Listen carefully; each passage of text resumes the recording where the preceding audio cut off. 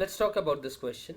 If a and b are the roots or the zeros of the polynomial x square minus 3x plus k such that a minus b equal to 1, then we got to find the value of k, the k mentioned in the polynomial.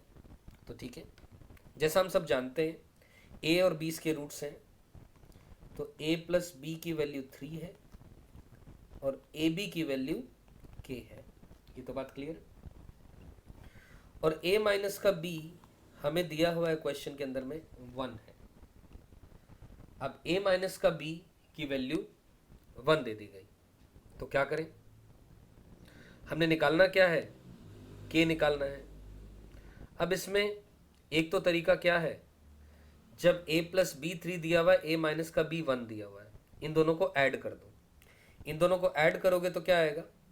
2a की value 4 आ जाएगी, यानी a की value 2 आ गई. और a की value 2 आ गई तो 2 minus का b इक्वल टू 1 दिया हुआ है, तो b की वैल्यू 1 आ गई. a की वैल्यू 2 आ गई, b की वैल्यू 1 आ गई. एज अ रिजल्ट अब जो गिवन रिलेशन आपके पास आया है प्रोडक्ट ऑफ द रूट्स से, तो a इंटू बी यानी 2 इंटू 1 इक्वल टू k. यहां से k की वैल्यू 2.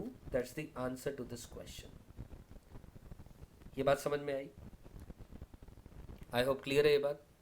तो this is the method number 1. And if I want to use the method number 2 also, we can use the identity or the relation a plus b whole square minus of a minus b whole square is equals to 4ab. हम जानते हैं ये a plus b का whole square is यानी 9 minus of a minus b का whole square is 1. It is equals to 4 into k. तो यानी 8 divided by 4 which is equals to 2. It is the value of k.